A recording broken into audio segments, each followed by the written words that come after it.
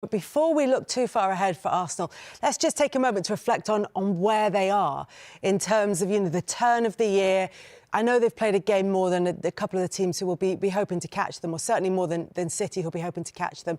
But 6 points clear of Villa, 7 points clear of City. They couldn't have hoped for much better at the start of January, could they, Merce? No, 100%. I think come what last August, if you'd have said they're going to be 7 points clear of Man City and Man City's game in hand is at home to Chelsea, you take that every day of the week. Every day of the week, yeah. They've just got to keep on going. They've just got to keep on game by game. The games go very quickly. I think how many games in January, so many games, bang.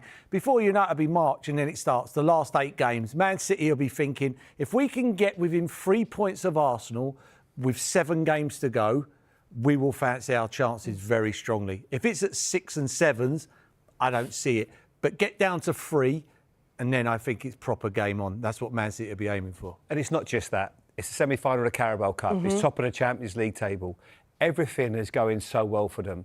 I honestly think that it's probably the least important competition for them, but I genuinely believe the Carabao Cup is going to be so important because if they win that, it will just relax them into the rest of the season. It will take the pressure off to a certain extent. Don't get me wrong, they want this. This is the one they want. They want the league title, and then the Champions League can take care of itself. If they're lucky enough to do the double, unbelievable.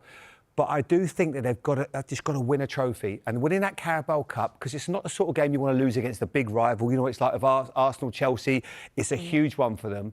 I think it will just relax them, because at times I feel with Arsenal, as good as what they've been this last few years, they've been so unfortunate, but I also think pressure has sometimes got in their way. They've wanted it so badly that it hurts, and that can sometimes come at a cost, and it has done.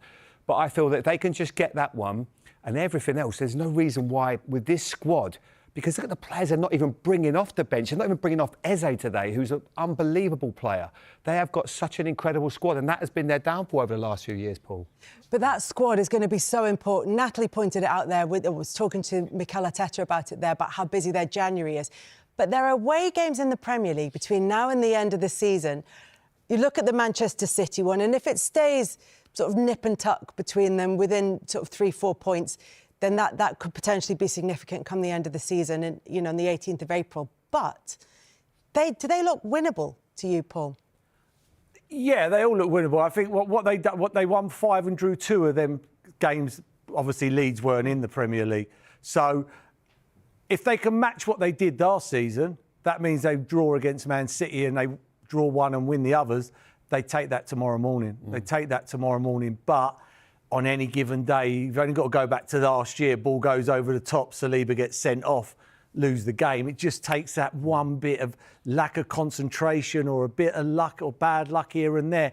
But they're hard games. Tottenham ain't going to be easy. Brentford's not easy. Long throw, got one of the best home records in the league. No one likes to go to Leeds. Leeds, it'll be electric. You can make a case for all them teams. Forest are fighting for their lives.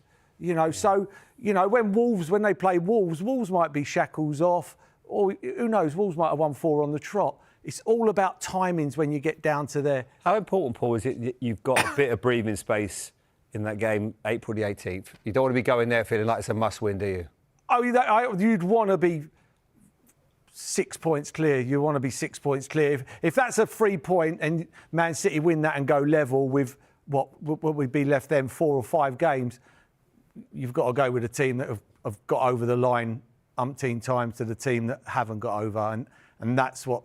But they've got to look after them games before that. And who knows? Man City, a couple more draws like they did against Sunderland, and they might fizzle away. But they just got to keep on doing. They're doing amazing at the moment. Arsenal, and their squad is so strong. It does look so good for Arsenal. They're in pole position. As you said, they've got the squad depth that maybe they've been missing in previous seasons. If it is going to turn, if it were to go against them, where do you think might be the weak point? Up front. I don't think Arsenal have a natural goal scorer. Gyökeres has come in as supposed to be that goal scorer, but I don't think he's a natural goal scorer. You know what I mean? He never really tapping balls in. He's always got, he hasn't scored a lot of goals, full stop. I think that's where because when it gets down to the last 8 games and it gets so nervy, believe me, it's so nervy. you might need that out of something, and I just don't think they got that natural goal scorer. The nearest thing to it probably is Jesus, but he goes for Gyökeres before him, and I think he'll go with Havertz before him as well when he comes back.